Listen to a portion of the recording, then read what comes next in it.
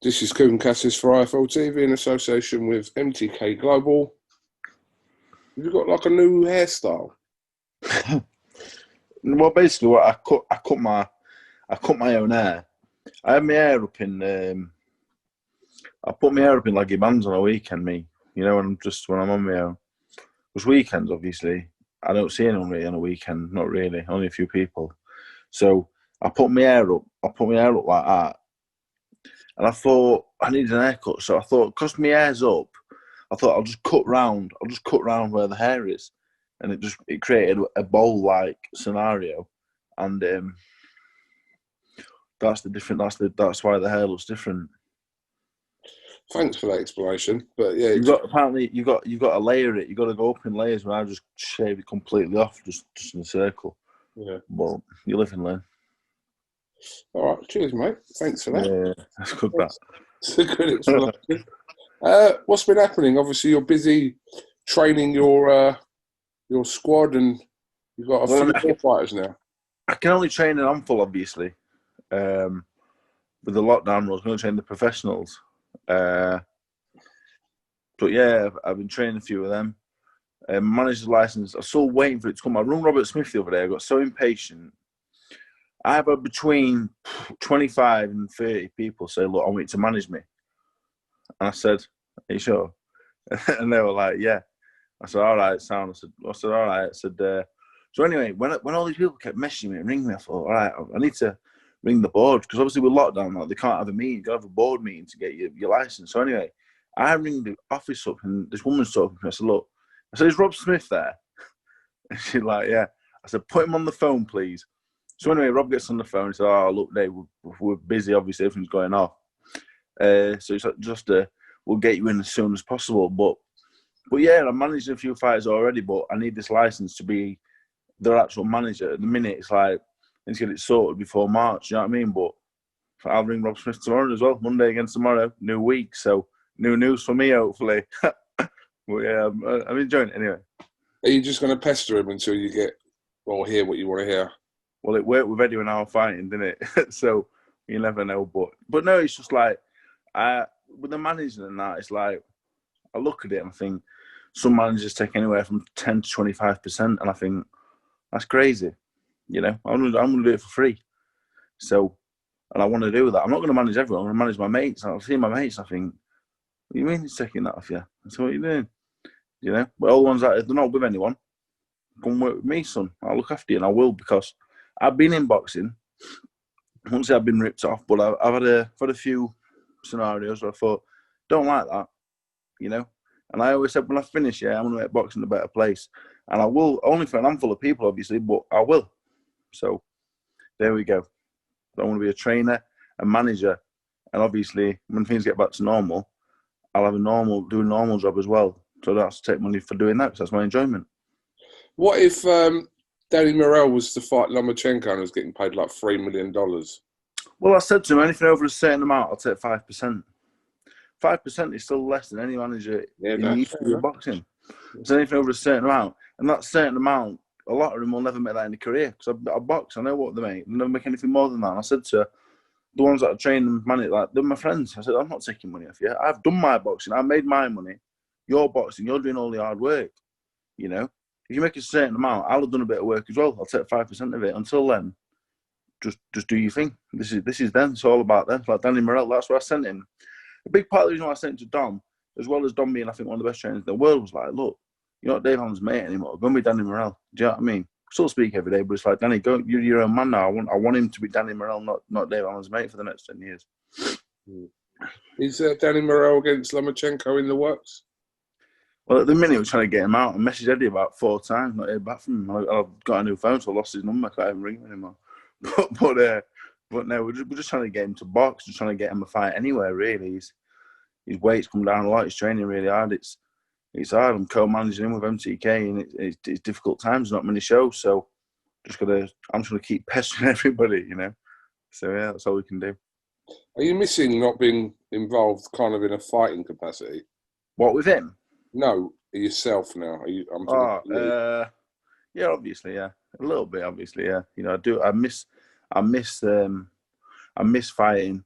I miss sparring. I miss the camaraderie and the crack of when you've got a fight. You know, like if I was fighting Alan Babbage, I know for 8 weeks before it'd be non-stop. Like, what's he saying now? What am I saying? Like, no, there's no. I was never a nasty fella anyway. I was never nasty to anyone, but I enjoyed that, and I do miss that. I miss the feeling of having a fight coming up, having a bit of a dig at somebody in a nice, jokey way. But really, there's a bit of devil in there. But so yeah, of course I miss it. But I made the choice to retire, and that was that. It was a good. I think it was a good choice, and I've never been happier since I stopped boxing. You know, I've never been happier than I've been the last 2 or 3 months. So I'm really happy with my decision, and I stand by it until someone comes on with a load of money and I have to go, you know what, I'll come back out of retirement. But that is the truth of it. Like, a massive amount of money and a big fight, of course I'll come out of retirement, of course I will. I'm 28 years old, but apart from that, I'm really happy not boxing. So yeah, but I don't think, obviously, even though you haven't been kind of under a contract with Eddie Hearn, but yeah, I think obviously the majority of your career you have boxed on obviously the Matchroom cards, but I think Eddie Hearn's not going to come to you with something, is he? He knows like the situation where you announced your retirement, kind of where your head was. Yeah. So he's not going to come to you and say, "Oh, Dave, I've got this for you." So if that stays kind of dormant, then which is the right thing for you, isn't it? Yeah. Yeah, if someone contacts me with a big fight for big money, I was offered an exhibition in Africa for £40,000, right? Yeah, let's talk about it now because it came to nothing in the end anyway. But it was like, you can fight this journey in Africa for 40 grand, and I went, yeah, of course I will. Yeah, so it's sound, and then obviously it went to nothing in the end. But you know, stuff like that, absolutely. I get my head caved in for 400 grand, but I'll for 40 grand, and I'll fight someone that can't hit me back. Absolutely. What was it? Was he a professional fighter? Yeah, he was 15-5, 5 knockout defeats. I watched him; he was pretty poor, and I thought, for that money, yeah, I'll do it. You know, I won't fight anyone good for that money, but I'll fight someone who can't fight for that money. Basically saying we'll pay 40 grand to have an 8-hour flight. that was the. Yeah, but what was the point from their side for you to do that with whoever this was? They was telling me I'm a massive name and all this, and it'd be great for the show and great publicity and get a lot of interest back home. So I've had people from all over the world say, "Would you fight in this country or this country? Would you come over and fight here and there?" And I'm like, do you know what I mean? One of them, like, the first thing I ask is not how much money. I say, who will I be boxing? Do you know what I mean? Like, against who? Don't care about the money. It's like, who will I be boxing? So I box every week if I could fight a 4-rounder against someone who can't fight. Absolutely. But, you know, how many miles left on the clock, and that's where I stopped. Mm. Well, like I said, I think for you made the right choice at that time, and for the foreseeable future, you should just be content with what you have. And yeah, I've never been happier. Never been happier. And the training and the managing, really enjoying all that. When all this COVID stuff, you know, whether the vaccine comes in or whenever allowed all that back out to play again nicely together, hopefully, you know, I can get a job somewhere and remaining in boxing and I can have a great next 30, 40 years, however long I live. So that's the plan. Have you had any contact with Chris Lovejoy? Yeah, well, I texted him last week. He kept putting Instagram stories on saying that he retired me. So I said, Chris, something to the effect of, Chris, I told you, I said to him, I said anyway. So I said to him, basically, I said, listen, you had your chance. And I said to you, I said, don't be talking shit about me. I said, because if you ever get a big fight in England again, you'll never come back over. I said, you come back over and I'll come and find you and I'll punch you. And he sent me like 8 replies saying, Dave, I'm really sorry. They're all winding me up. He's like a child. He's such a child. Oh, God. But that's the thing, like, I was offered the Chris Lovejoy fight. I was offered X amount of money. He pulls out all that hoopah, and then I get offered a fight for 10 times less money on the same 24 hours later, and it's all a load of bollocks. What do you think would have happened had you had that fight with Lovejoy on that card? What do you think your situation would be now? You can't really say, can you? Well, I think I'd have knocked him out in a round because he's a very poor fighter, which he is. I'd have knocked him out in the first round. Well, I look at it now and I think, you know what, maybe it serves me right for trying to box him anyway because he's a fraud. And, you know, me trying to box him really was was, I wouldn't say that's a cowardice. It was me trying to be smart and trying to get his ranking an easy win. There's nothing wrong with that, but maybe it backfired on me. But I'd have beat him for definite, and then I don't know really where'd you go from there. I'd have got a big fight with somebody. If I'd have trained hard, I might have had a little chance. If I wouldn't have done, I'd have got fucking absolutely banjo. But well, there we go. So I mean, obviously, I wish it would have happened. I'd have got a lot of money, again, but it didn't happen, and here we are. So life is what it is. I can't. You know what? When I was younger, I used to moan about everything, but now I look and I think I've been dealt a fucking fantastic card. So I'm not going to sit here and moan about Chris Lovejoy. But he's not even a bad fella. He's harmless. He's what he is. What about if you got offered a ridiculous amount of money to fight Jake Paul? Absolutely, yeah. Told you. I'll fight anyone that can't fight. I told you that. You know, Jake Paul, Logan Paul, any of them lot. I know I admire them for what they're doing. They're very smart people. They're making a lot of money, you know, doing what they're doing. But if you want me to fight any of them YouTubers, fight a footballer, a rugby player, I'm up for all of them. Any of them.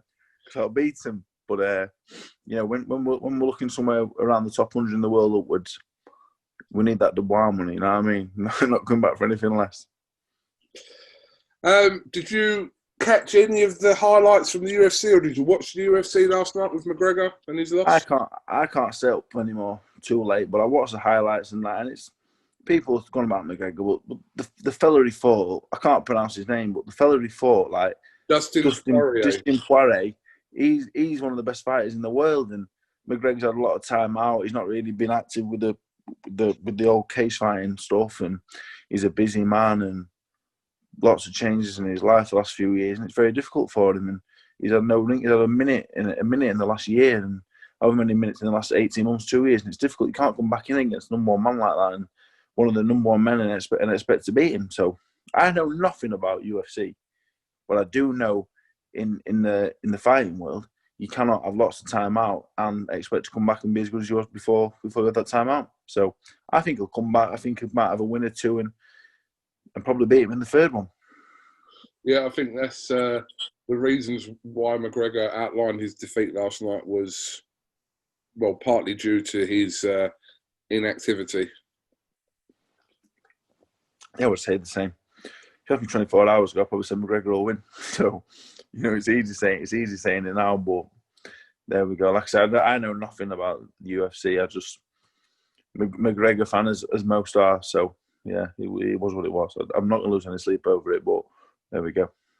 Do you know what? Despite him losing, and I'm not listening, I ain't a massive UFC fan. I'll tune into when guys like McGregor fight, etc. But regardless of whether he lost yesterday, if he's to fight like next time against whoever, people would still tune in to watch him. He's got established that name that's so huge in combat sport as well as UFC. But for me, he's made the trilogy with Dustin. I'm going to call him Dustin. With the trilogy with Dustin is big, is massive.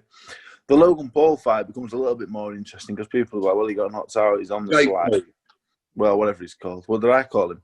Logan Paul was the one that was meant to be fighting Mayweather. Well, that's of course no interest. But anyway, but the only fight that I think it's hurt, the Pacquiao McGregor fight now, is completely dead. If it wasn't already, you can't get knocked out by punches in a UFC fight and then fight one of the best fighters of all time. It just will not sell. So I don't think he's not hurt his brand because he's a mega superstar. Whatever happens, the same way when Anthony Joshua lost to Ruiz, I don't think it hurt him too much. The same way lots of other amazing, great fighters have lost. They don't hurt the brand and as big as they are. So he'll go on.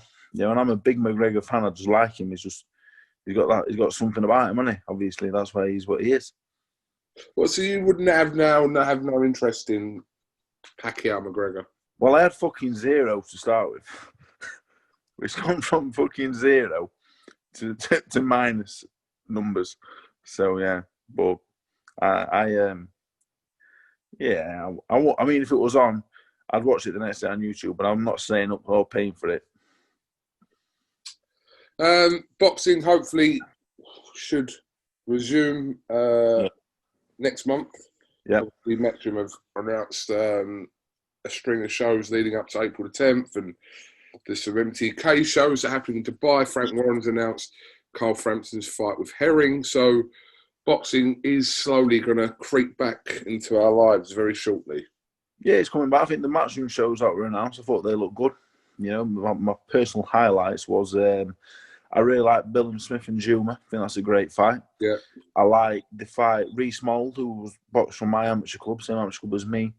He's fighting Lee Wood. I think that's a great fight. Obviously, they're the only two fights I can think of right now. But Coley Glavacki is a great fight. Kelly Avanesian, White Povetkin. Yeah, Kelly Avanesian is a great fight. White Povetkin.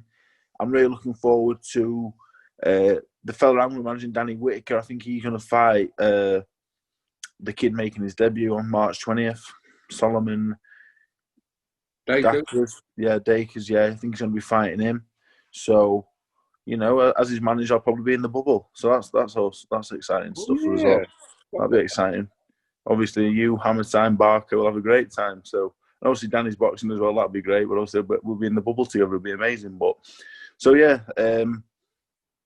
So yeah, some good fights. The MTK stuff. I've seen a few fights got announced. Obviously, I'm a big Frampton fan. I hope he beats Herring.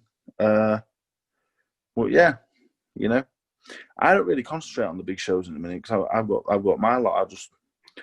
I just watch Journeyman over 4 rounds losing just to see who my lot can beat. So that's about it. You know, I'm just on the job constant. So yeah, it's good. So what's your plans for the week then, Dave? What have you got planned in lockdown this week? Well, I've come back. I've come back to one of my properties. I love saying that. I've come back to one of my properties, and this property is the gym currently. Basically, I made the living room the gym. So when it's not the gym, I lay a mattress down, I lay on that, I sleep on that. And then when the ones that are allowed to train come through, I take the mattress out, put it in the hallway, and the living room transfers into the gym. So I'll be training them twice a day, every day. I go on the phone every day to everyone. There's nothing, I don't really say anything. I'm just like, what are you saying? What's new? What's going on? Ring Rob Smith tomorrow. Probably going to see me nan at the front door for a bit. Same with Grandad. That's about it, mate. You know, it doesn't get any more exciting than that at the minute, but that's life. And we're just trying to work away. We're just trying to do as much as possible with what we've got at the minute. So it's good. What are you doing? Nothing. No. A few interviews on Zoom and waiting for my child to arrive. Aside from that, how long we got? About 3 weeks. 3 weeks. Yeah. So that's about it. And then obviously just waiting for boxing to commence next month. So February 13th. Is it at Wembley Arena again? Is it the same setup or? Don't know yet. Don't know where they're going with it. Whether it's Wembley or they're going to go somewhere else. They haven't announced that part yet. Do you think they made a decision though, or not? Or do you not know? I don't think so. Not yet. I think they're still going to be contemplating. I think we might hear something this week. I thought the Wembley Arena was a great setup. I thought. So did I. Enjoyed that. Yeah, it was nice, wasn't it?